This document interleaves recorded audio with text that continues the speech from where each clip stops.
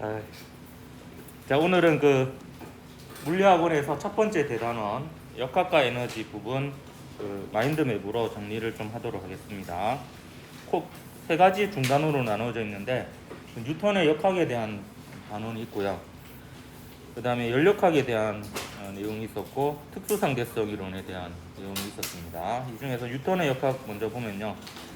여러 가지 운동 중에 이제 운동을 그 가속도에 따라서 그리고 가속도와 속도의 방향에 따라서 그 분류를 할 수가 있는데 일단 크게 보면은 가속도가 0인 운동과 가속도가 0이 아닌 운동 이렇게 두 개로 나눌 수가 있습니다. 그래서 가속도가 0이면 등속도 운동이고요. 이때는 속력과 운동 방향이 모두 일정한 운동을 하게 됩니다.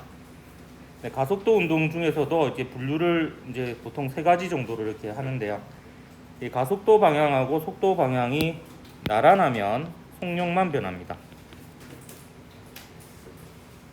대표적인 예가 이제 등가속도 직선 운동이 되겠죠. 그 등가속도 직선 운동을 이제 물리학원에서 주로 다룹니다.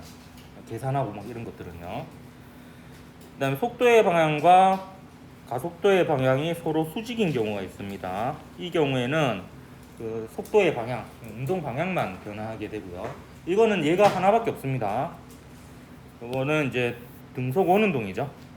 등속 원운동은 우리가 정성적으로만 다루고 막 계산하고 이런 거는 물리학 2에서 했었습니다. 그다음에 가속도의 방향하고 속도의 방향이 나란하지도 않고 수직하지도 않고 비스듬하면 이제 속도의 크기와 방향, 즉 속력과 운동 방향이 모두 변하는데 대표적인 예가 포물선 운동, 진자 운동 이런 것들이 있고 물리학 2에서는 이제 계산까지 했었죠. 자, 이렇게 이제 운동을 분류할 수 있고 이 중에서 특히 그 속도하고 가속도가 나란한 등가속도 직선 운동의 경우에는 이제 각종 계산 문제까지 심화해서 들어갑니다. 이때 이제 등가속도 직선 운동 같은 경우에는 그래프로 문제를 푸는 방법이 있고 공식을 이용하는 방법이 있는데 둘 다 여러분이 알아두어야 되겠고요. 그래프는 크게 세 가지입니다. 시간에 따른 가속도 그래프, 가속도 시간 그래프라고 하죠. 그다음에 속도 시간 그래프, 변이 시간 그래프, 혹은 변이 대신에 위치라고 이렇게 얘기하기도 합니다. 변이가 나중 위치 빼기 처음 위치인데요. 처음 위치를 0으로 잡으면 나중 위치가 곧 변이가 됩니다. 그래서 그런 의미라고 보면 되겠고요. 그래프에서는 이제 기울기하고 면적의 의미를 알아야 되는데 그 기울기는 가로축의 변화량분의 세로축의 변화량이고 면적은 가로축하고 세로축을 곱한 게 되겠습니다.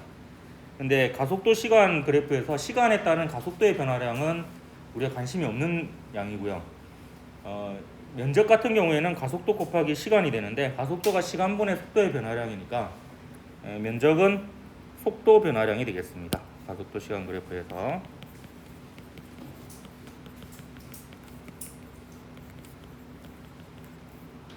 이렇게 쓰면 이제 2점이 되는 겁니다. 그래서 가속도 시간 그래프는 나오면은 면적이 속도 변화량이란 걸 뭐 알면 되겠고, 이거는 일반적인 의미고요. 등가속도 직선 운동에서는 그래프가 이렇게 가속도가 일정한 그래프가 나오고 면적을 구하면 그대로 그냥 가속도 곱하기 시간이 되고요.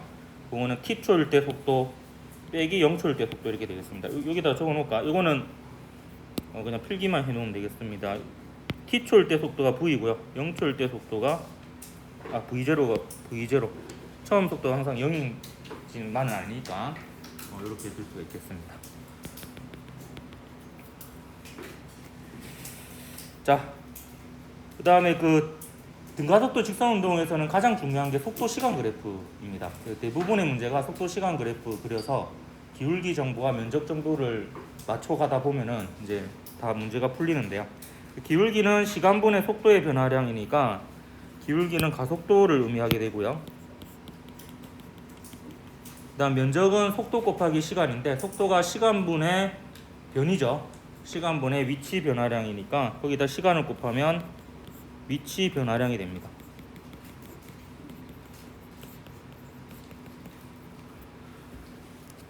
요거는 그 등가속도 직선 운동이 아니더라도 그 일반적으로 모두 적용되는 이야기고요. 요 밑에 적은 것들은 등가속도 직선 운동에 한해서입니다. 이게 등가속도 직선 운동 그래프고요. 초기 속도가 v0고 t초일 때 속도가 v인 그래프가 되겠습니다. 이때 그 위치는요, 여기다 적어볼까요? 위치는 0초일 때 위치는요 보통 0으로 잡습니다. 그 0초일 때 속도는 그 0으로 잡기가 좀 어렵죠. 속도가 있을 수도 있잖아요. 근데 그 위치는 처음 위치를 그냥 0으로 잡으면 됩니다. 이거는 쉽게 그렇게 좌표축을 잡을 수가 있죠. 그래서 보통 초기 위치를 0으로 거의 대부분 잡습니다. T출 때 위치를 S라고 두면요.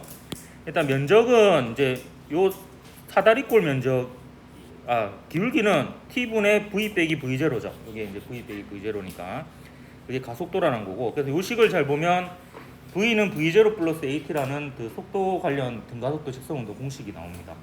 일단 면적은 요 가정을 생략할게요. 요 뭐 사각형 면적하고 삼각형 면적 더하면은 요게 되고요. 요거는 이제 의미가 변입니다. 위치 변화량. 그래서 T초일 때 위치 S 빼기 0초일 때 위치 0 이렇게 되겠습니다. 그래서 이게 등가속도 운동 공식, 그 위치를 구하는 공식이 나오죠. 근데 여기와 더불어서 여러분이 또 하나 더 알아두면 좋을 게 그 0에서 T초 동안의 평균 속도는요. 그 처음 속도하고 그러니까 0초일 때 속도하고 T초일 때 속도를 더해서 2로 나누면 평균 속도가 됩니다. 거기에다가 이제 그 시간을 곱하면 그 0에서 T초 동안의 변이가 되는 거죠.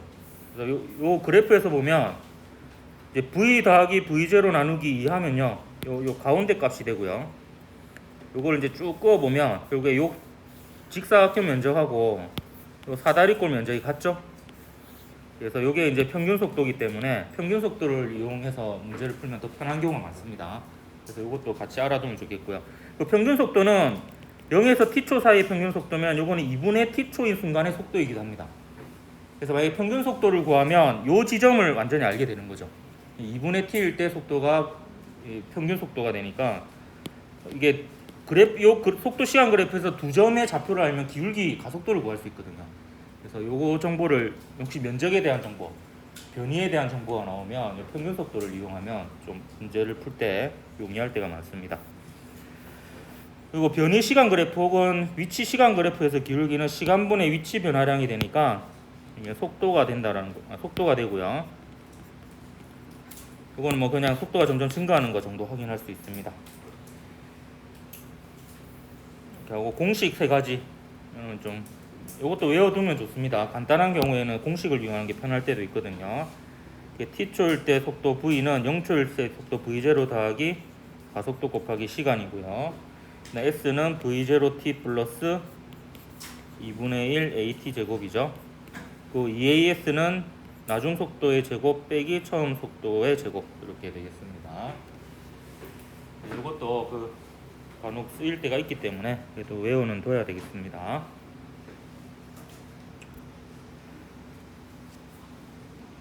넘어갑니다.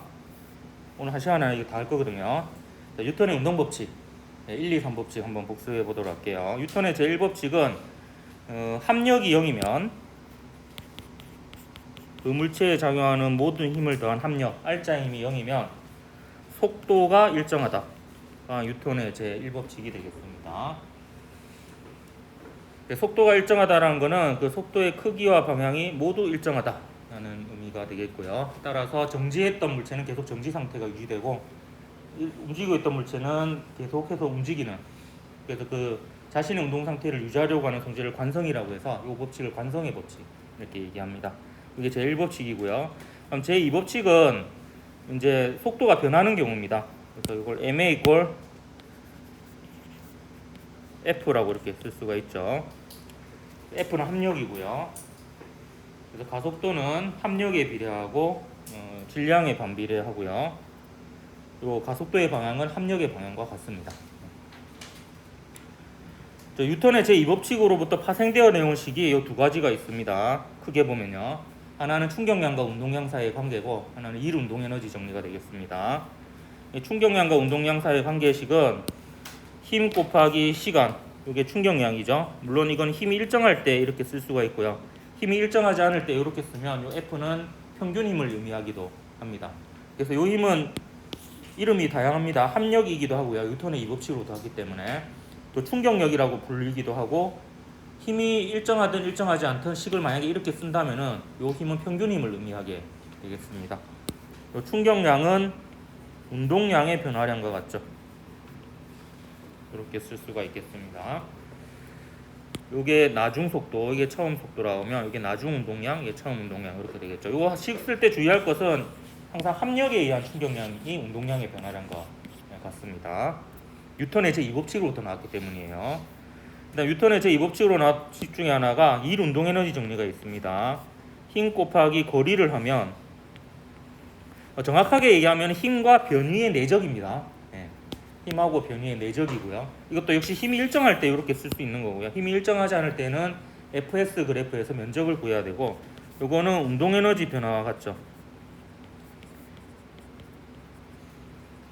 이렇게 되겠습니다. 크게 보면 요 뉴턴의 제2법칙을 포함해서 요 세 식은 크게 의미하는 바가 힘을 주면 속도가 변한다가 되겠습니다. 그게 이제 뉴턴의 제2법칙의 핵심이죠. 일 운동 에너지 정리에서 파생되어 나온 식이 중력하고 탄성력만 일을 하는 경우에는 역학적 에너지 보존식이 나오고요. 그 다음에 이걸 일반적으로 이제 정리를 하면 중력하고 탄성력이 한 일은 포텐셜 에너지 변화량에 다 들어가기 때문에 요 중력과 탄성력이 다른 힘이 한 일은 역학적 에너지 변화가 같다라는 식을 쓰면 에너지 관련된 문제는 다 요 식으로 풀 수가 있습니다. 이 말을 이제 다르게 얘기하면 중력 말고 중력 탄성력 말고 다른 힘이 일을 하지 않으면 역학적 에너지의 변화량은 없습니다. 역학적 에너지가 보존되고요. 중력 탄성력 이에 다른 힘이 일을 한 만큼 역학적 에너지가 변합니다. 그 힘이 양의 일을 하면 역학적 에너지가 증가하고 그 힘이 음의 일을 하면 역학적 에너지가 그만큼 감소한다, 이렇게 볼 수가 있겠습니다. 그다음 뉴턴의 제3법칙 있죠. 뉴턴의 제3법칙은 힘은 상호작용이다, 이렇게 볼 수 있고요. 작용 반작용 법칙이라고도 하죠. A가 B에 힘을 가하면 B도 A에 똑같은 크기의 힘을 방향을 반대로 해서 가하고요. 이 작용 반작용으로부터 파생되어 나온 식이 운동량 보존 법칙이 있겠습니다. 운동량 보존 법칙은 이렇게 썼을까요? M1V1 더하기 M2V2 M1V1 프라임 더하기 M2V2 프라임. 나중에 여러분 퀴즈 할 때는 1 대신에 A, 2 대신에 B 이렇게 적어도 다 정답으로 인정합니다. 이게 의미만 맞으면은.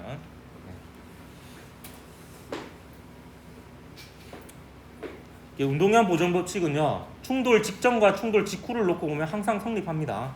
왜냐하면 충돌은 순간적으로 일어나기 때문에 사실 충돌하는 순간에 두 물체 사이에 서로 주고받는 힘만 작용하지 다른 힘이 영향을 거의 끼치지 않는 경우가 대부분이에요. 근데 원래 정확하게 운동량 보존 법칙이 적용되는 경우는 두 물체의 충돌 과정에서 두 물체가 서로 주고받는 힘 이외에는 다른 힘이 이 물체에 작용하지 않을 때입니다. 근데 대부분의 충돌은 순간적으로 일어나기 때문에 충돌 직전과 직후를 놓고 보면 운동량은 보존이 되고요. 근데 조심해야 될 것은 충돌 과정에서 운동 에너지는 보존이 되지 않을 수도 있습니다. 충돌하는 과정에서 열 에너지나 소리 에너지 등으로 일부 전환이 되어서 충돌 전보다 충돌 후에 운동 에너지 합이 더 작은 경우가 대부분입니다. 근데 운동 에너지까지 보존되는 충돌을 탄성 충돌이라고 하고요. 운동 에너지 중 일부가 다른 에너지로 전환되어서 충돌 후에 운동 에너지가 더 줄어드는 경우를 비탄성 충돌이라고 합니다. 근데 운동량은 웬만하면 충돌 직전과 직후에 다 보존된다, 이렇게 보면 되겠습니다. 이렇게 해서 역학을 끝냈고요. 열역학 들어가 보도록 하겠습니다. 열역학 법칙과 열기관에서 크게 두 가지 부분을 나눕니다. 열기관에 대한 열역학 제1법칙 하고 그 다음에 열기관의 열효율과 열역학 제2법칙에 관한 내용으로 나뉘어지는데, 우리가 다룰 시스템은 요거고요. 이게 실린더하고 피스톤으로 이루어진 개에 기체가 갇혀 있는 경우고, 기체는 내부, 나머지는 다 외부가 되겠습니다. 그래서 요게 피스톤을 밀어서 얘가 일을 하면은 얘가 부피가 증가하는 이런 경우가 되겠습니다. 열 공급 장치로부터 열을 받을 수 있는 거고요. 이때 두 가지씩을 여러분 알아야 되는데, 이상기체 상태 방정식은요, 특정 순간에 이 기체의 압력과 부피와 온도 사이의 관계식이 되겠습니다. 그래서 요거는 PV는 nRT가 되겠고요. 그때 누가 얘기했죠? P부는 노랗다 이런 식으로 여기다 하는데 PV는 nRT 이렇게. P부는 노랗다.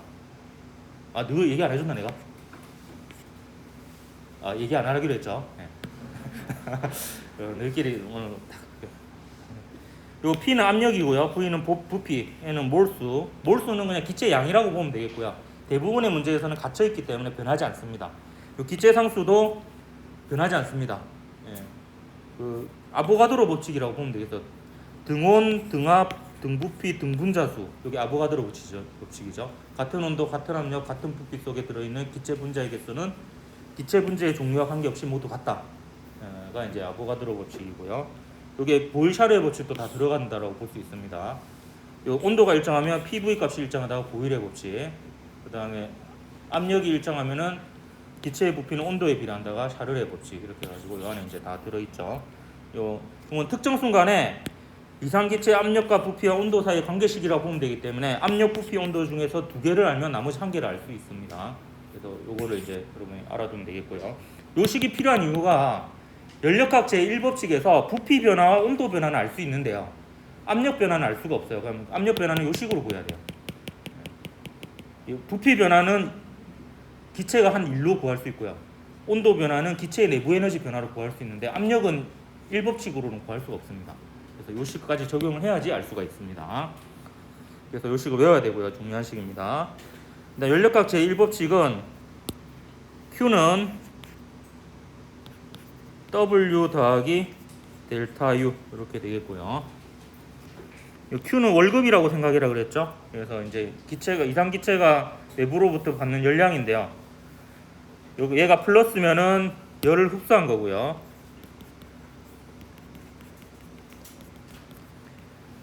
월급을 받은 거라고 생각하면 되죠. 마이너스 통작 월급을 빼앗긴 거죠.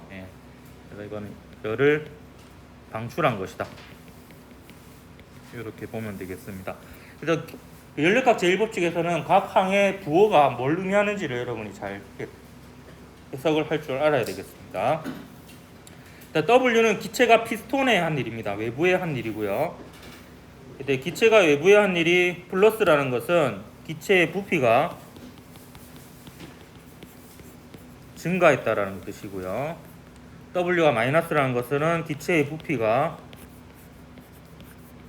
감소했다라는 의미가 되겠습니다. 왜냐하면 기체의 부피가 증가하는 방향으로 피스톤이 움직인다는 것은 기체가 압력으로 피스톤을 미는 방향하고 피스톤이 움직이는 방향이 같다라는 뜻이거든요. 그래서 양의 일을 한 거고요. 기체가 음의 일을 한 경우에는 기체는 압력으로 피스톤을 미는데 피스톤은 그와 반대 방향으로 움직이는 거니까 음의 일을 한 거고요. 기체가 외부에 음의 일을 했다라는 표현은 근데 사실 잘 안 쓰고요. 기체하고 외부를 이제 주어하고 목적어를 바꾸어 썼습니다. 외부가 기체의 일을 했다 이런 식으로 표현을 합니다. 부피가 감소하는 경우에는. 그 다음에 델타 U는 내부 에너지의 변화량인데요. 내부 에너지는 기체 분자의 총 역학적 에너지인데요. 이상기체는 이상한 기체로 포텐셜 에너지를 정의하지 않거든요. 그래서 운동 에너지만 있습니다. 그래서 이게 또 좀 헷갈리는 게 역학에서는 포텐셜 에너지 기호로 쓰잖아요. 근데 이거는 연력학에서는 내부 에너지 기호로서 역학적 에너지 기호입니다. 근데 혹시 오히려 이제 이상기체는 포텐셜 에너지가 없고요. 상호작용을 무시하기 때문에 운동 에너지만 있습니다. 그래서 이건 기체 분자 한 개당 운동 에너지 곱하기 기체 분자의 총 개수고요. 기체 분자 한 개당 평균 운동 에너지는 2분의 1 m의 평균 속력의 제곱 이렇게 되겠습니다. 요거는 이제 절대 온도에 비례합니다. 따라서 내부 에너지 변화가 플러스라는 것은 기체 분자당 평균 운동 에너지가 증가했다. 혹은 기체 분자당 평균 속력이 증가했다. 내부 에너지가 증가했다. 혹은 온도가 증가했다. 이렇게 볼 수가 있겠습니다. 그래서 온도는 기체 분자의 운동 에너지의 평균값을 대표하는 물리량이다. 이렇게 보면 되겠습니다. 기체 분자 하나하나를 우리가 다룰 수가 없기 때문에 통계적인 값을 이용하는데 온도가 그 통계적인 값이라고 보면 되겠습니다. 내부 에너지의 변화가 마이너스면 온도가 감소하는 경우가 되겠습니다. 이때 온도라는 것은 절대 온도를 대부분 얘기를 합니다. 물론 이거는 섭씨 온도라고 해도 상관이 없는데요. 증가 감소기 때문에 PV = nRT 할 때 이 온도는 절대 온도여야 됩니다. 반드시 온도는. 근데 여러분 뭐 계산하는 것까지는 없고요. 증가하냐 감소하냐 이 정도 판별하면 되는 거기 때문에 뭐 크게 문제는 없습니다. 열기관 대해서 한번 얘기하도록 하죠. 열기관은 고열원으로부터 Q1의 열을 받아서 W만큼 일을 하고 저열원으로 Q2의 열을 방출하는 이런 시스템인데요. 이때 Q1, Q2, W는 한 순환 과정당 흡수한 열, 한 일, 방출한 열 이렇게 되겠습니다. 그래서 한 순환 과정에 대해서 인력학체 1법칙을 써보면요. 내부 에너지 변화가 한 순환 과정이니까 다시 원래 상태로 돌아옵니다. 그렇기 때문에 온도도 원래 상태로 돌아오겠죠. 그래서 한 순환 과정 동안에 온도 변화는 없으니까 내부 에너지 변화는 0입니다. 따라서 한 순환 과정당 연력학체 1법칙을 쓰면 Q1만큼 고열원에서 열을 흡수하고 Q2만큼 열을 방출하고요. W만큼 일을 하고 내부 에너지 변화는 없죠. Q는 W 플러스 델타 U를 이렇게 한 거고요. 이때 열 효율이라는 것은 이 열기관을 작동시키기 위해서 투입한 것분에 얻어낸 거거든요. 그래서 이 열기관을 작동시키기 위해서 투입한 것은 고열원으로부터 Q1의 열을 투입한 거고요. 그리고 이제 이 열기관에서 한 일은 W니까 이게 열 효율이 되겠습니다. 근데 이 W는 연력학제 1법칙에 의해서 Q1 빼기 Q2가 되니까 이렇게 식을 쓸 수 있고요. 이렇게 쓰면 요만큼 1이죠. 그래서 1 빼기 Q1분의 Q2라서 1보다는 항상 작습니다. 이게 0이 되려면 Q1이 무한대가 되거나 Q2가 0이 돼야 돼요. 그러니까 외부로 열이 방출되지 않거나 고열원의 온도가 무한대가 돼야 되는데 이거는 일어나지 않거든요. 연력학제 1법칙, 이게 연력학제 2법칙과 관련돼 있다 정도 여러분 기억을 하면 되겠고요. 열 효율이 1보다 작다는 건 연력학제 2법칙입니다. 그래서 이거는 Q2가 0이 될 수 없기 때문이고 이거는 연력학제 2법칙 때문이다라는 거고요. 연력학제 2법칙이 모의고사에서 직접적으로는 아직까지 안 나온 것 같은데요. 그래도 알아는 둬야 되겠습니다. 이거는 좀 외워두십시오. 요 문장들이 다 연력학제 2법칙과 관련된 문장입니다. 열은 스스로 저온의 물체에서 고온의 물체로 이동할 수가 없습니다. 그러니까 이렇게 열이 이렇게 이동해서 손 위에 있는 얼음이 녹아내리는 건 자연스러운 변화인데 이게 거꾸로 이렇게 되는 일이 없다라는 거예요. 그러니까 차가운 얼음에 온도가 낮은 얼음에서 온도가 높은 손으로 열이 스스로 이동하지는 않습니다. 예. 그리고 이런 모두 열로 바꿀 수 있어요. 열은 쉽게 바꾸실 수 있는 에너지 형태입니다. 그래요. 뭐라 해야 되나? 이게 무질서도가 가장 높은 상태거든요. 예. 열을 모두 일로 바꾸는 것은 불가능하고요. 연료율이 1인 열기관 없다. 이게 전부 다 연력학제 2법칙입니다. 근데 엔트로피는 무질서도인데요. 이게 시간에 따라 대체로 증가합니다. 예. 간혹 일정한 경우는 있어요. 어느 정도는. 근데 이제 감소하지는 않고요. 다 모든 개를 다 통틀어서 보면요. 일반적으로는 다 증가합니다. 그래서 연력학 이렇게 끝내고요. 특수상대성 이론에 대해서 마지막으로 해보도록 하겠습니다. 특수상대성 이론에서 특수라고 하는 것은 등속도 운동을 얘기합니다. 그래서 관성계만 다루는 시스템이라고 보면 되겠고요. 이때 크게 두 가지로 나눠서 특수상대성 이론의 두 가지 과정하고 특수상대성 이론의 현상 이렇게 나누어서 한번 보도록 하겠습니다. 특수상대성 이론의 두 가지 과정은 여러분이 받아들여야 되는 부분이 되겠습니다. 요거를 받아들여야지 이제 여러분이 특수상대성 이론을 이해할 수 있고요. 상대성 원리는 뭐냐면 모든 관성계에서 물리법칙은 동등하게 성립한다라는 거고요. 이거의 의미는 절대적인 기준이 되는 좌표계는 없고 모든 관성 좌표계의 관찰자는 자기 자신은 정지해 있고 나머지들이 움직인다 이렇게 볼 수 있다라는 의미가 되겠습니다. 이때 관성계는 정지 혹은 등속도 운동하는 계가 되겠고요. 관속 불변의 원리는 모든 관성계에서 진공에서 진행하는 빛의 속력은 관찰자나 광원의 속도와 관계없이 일정하다. 빛의 속도는 그냥 누가 봐도 그냥 C이다. 이게 이제 광속 불변의 원리가 되겠습니다. 이 두 개를 받아들여야지 특수상대성 이론의 여러 가지 현상들이 이해가 됩니다. 특수상대성 이론의 현상은 크게 나눠보면 동시성의 상대성, 특수상대성 이론 관련된 현상이고요. 시간 팽창과 길이 수축, 특수상대론과 관련된 현상입니다. 그다음 질량 에너지 동등성도 특수상대성 이론과 관련이 있습니다. 특수상대성 이론 포함됩니다. 지금은 아닌데 예전에는 물리원일 때는 일반 상대성 이론, 특수상대성 이론 다 배웠거든요. 물리원에서. 그때 한번 모의고사에서 이 문제 나왔다가 애들이 많이 틀렸어요. 질량 에너지 동등성이 특수상대성 이론 현상인지를 물어보는 보기가 하나 있었거든요. 그래서 애들이 그거를 몰라가지고 생각을 한 번도 안 해본 거죠. 이제 질량 에너지 동등성이 특수상대성 이론인지 일반 상대성 이론인지 특수상대성 이론에 포함되는 내용이 되겠습니다. 지금은 뭐 특수 상대성 이론밖에 없으니까 헷갈릴 게 없는데요. 일단 동시성의 상대성은 뭐 이런 거죠. 동시성의 상대성 문제에 팁이 있어요. 이것만 지키면 동시성의 상대성 문제는 좀 복잡하게 나와도 해결할 수 있는데, 뭐냐면 광원에서 나온 빛을 쫓을 때 그 광원이 최초의 위치에서 최초로 발사한 빛만 쫓아가야 됩니다. 그래서 마치 광원은 움직이지 않는 것처럼 다루어도 상관이 없어요. 왜냐하면은 빛의 속도가 가장 빠르기 때문에 가장 처음 보낸 빛이 가장 멀리 가 있기 때문에 그 빛만 쫓으면 됩니다. 그래서 광원이 최초의 위치에서 최초로 발사한 빛만 무조건 쫓으면 되는 거예요. 그 다음에 이제 나머지는 이제 움직이면 움직이고 안 움직이면 안 움직이는 걸로 이렇게 판별을 하면 되겠습니다. 예를 두 가지 들어볼게요. 크게 보면 두 가지 유형이에요. 광원이 한 개인 경우랑 광원이 두 개인 경우가 되겠습니다. 이때 광원 대신에 어떤 사건이라고 봐도 돼요. 뭐 운석이 충돌하는 것도 그 부분이 광원이라고 보면 돼요. 그걸 이제 누가 먼저 어느 걸 먼저 보느냐, 이게 이 문제거든요. 그러니까 운석이 충돌했다는 정보도 빛의 속도로 퍼져나가는 거잖아요. 그러니까 그런 것도 다 광원으로 취급을 하면 되겠습니다. 일단 광원이 중간에 있는 경우에 딱 하나, 이럴 때 기준이 항상 나옵니다. 문제에서 기준이 있어요. 여기서는 뭐냐면 요 안에 있는 관측자가 봤을 때 광원으로부터 A, B 사이의 거리는 같고 광원에서 출발한 빛이 A와 B에 동시에 도달한다는 게 문제 조건으로 나와요. 먼저 하나는 이때 이제 밖에 있는 사람이 볼 때는 어떻게 될 것이냐라는 거예요. 그러니까 밖에 있는 사람이 봤을 때는 이제 규칙을 따라갑니다.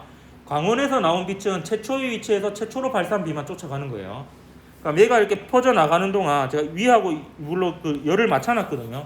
얘가 최초의 위치에서 퍼져 나가는 동안에 밖에 있는 사람이 볼 때는 A는 광원 쪽으로 다가가고 B는 광원에서 멀어지죠. 그렇기 때문에 A의 빛이 먼저 도달하고 B가 광원으로부터 멀어지긴 하지만 B가 움직이는 속도보다는 빛의 속도가 더 빠르니까 언젠가는 쫓아가서 B에 도달합니다. 그래서 B에는 나중에 도달하고, 그래서 바깥에 있는 사람 입장에서는 A의 빛이 도달한다는 사건이 먼저 일어나고 B의 빛이 도달한다는 사건이 나중에 일어나고, 근데 문제는 없는 게 바깥에 있는 사람이 봐도 광원에서는 A, B로 빛이 동시에 출발했고요. A의 빛이 도달했고 B에도 빛이 도달했으니까 세 좌표에서 일어나는 각 사건들은 모두 다 일어났습니다. 하지만 순서는 다를 수 있다라는 게 동시성의 상대성 문제입니다. 그 다음에 여러분이 보통 헷갈려하는 게 이제 광원이 두 개인 경우예요. 광원이 두 개인 경우. 예를 들어서 문제 조건은 이렇게 나와요. 그 P의 관성계에서 지금 모든 건 P의 관성계에서 해석을 하는 겁니다. 여기 P의 관성계를 적어놨죠. P의 관성계에서 A하고 B의 빛이 동시에 발생했어요. 그러면 이제 그 P로부터 A와의 거리, B와의 거리는 같았으니까 이게 동시에 그 발생한 빛이 자기한테 동시에 왔으니까 그 정보가 A와 B가 동시에 켜졌다라고 자기는 이렇게 인지를 하는 거죠. 그러면 안에 있는 관측자는 어떻게 볼 것이냐라는 거예요. 근데 안에 있는 관측자는 이제 P의 입장에서 그냥 해석을 할 거예요.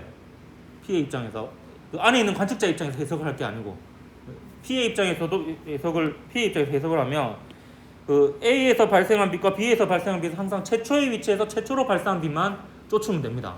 그래서 광원은 마치 움직이지 않는 것처럼 다뤄도 상관이 없어요. 그 사이에 이제 우주선하고 이제 요 Q는 오른쪽으로 움직이죠. 그러면 요 B에서 발생한 빛이 Q에 먼저 도달할 거예요. 먼저 도달하고 A에서 발생한 빛은 이제 Q를 쫓아가지고 나중에 도달하겠죠. 그러면 P가 바라봤을 때 Q에는 B에서 발생한 빛이 먼저 도달하고 A에서 발생한 빛이 나중에 도달합니다. 이거를 레이저 총이라고 생각해 보면 P가 바라봤을 때 Q는 오른쪽 옆구리에 총을 먼저 맞고 왼쪽 옆구리에 나중에 맞아요.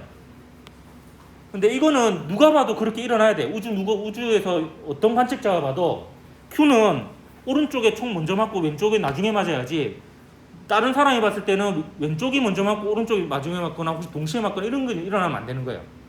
그러니까 요 각 좌표 P, A, B, Q 각 좌표에서 일어난 사건은 P, Q 모두 동일하게 관측이 돼야 됩니다.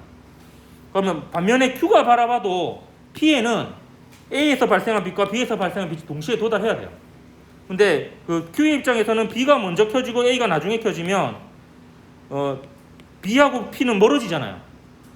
그러니까 얘가 먼저 켜져야지 얘가 멀어지면서 P에 이제 멀리 가게 되고, A는 P 쪽으로 다가가니까 이제 나중에 켜지더라도 짧은 거리만 가면 되니까 그렇게 하면 동시에 도달할 수 있습니다. 그래서 PQ 모두 똑같은 걸 관측합니다. 전부 다. 근데 각 사건이 일어나는 순서는 다를 수 있다라는 거예요.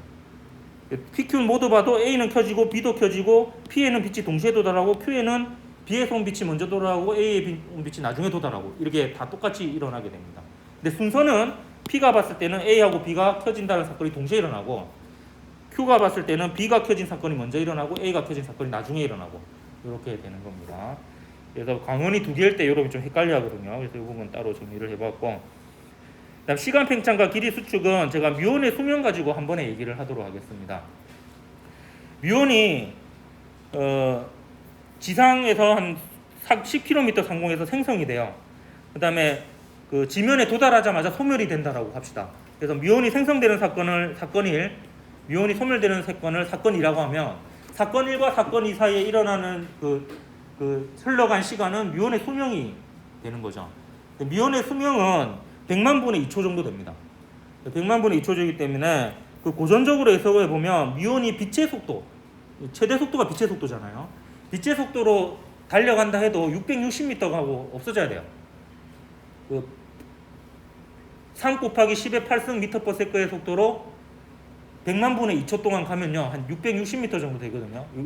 600m에서 한 660m 정도 되는데, 그러면 10km 상공에서 생성되니까 지면에 도달하지 못해야 되는데 실제로는 도달하게 되고요. 그걸 상대론적으로 해석해 보면 이렇게 되겠습니다. 우선 지면에 있는 관측자가 보면 뮤온이 움직이죠. 뮤온은 움직이고 이 공간은 안 움직입니다. 이 공간은 안 움직이기 때문에 이 뮤온이 생성된 지점과 소멸된 지점 사이의 거리는 움직이지 않는 거리로 고유 거리가 됩니다. 고유 길이가 되죠.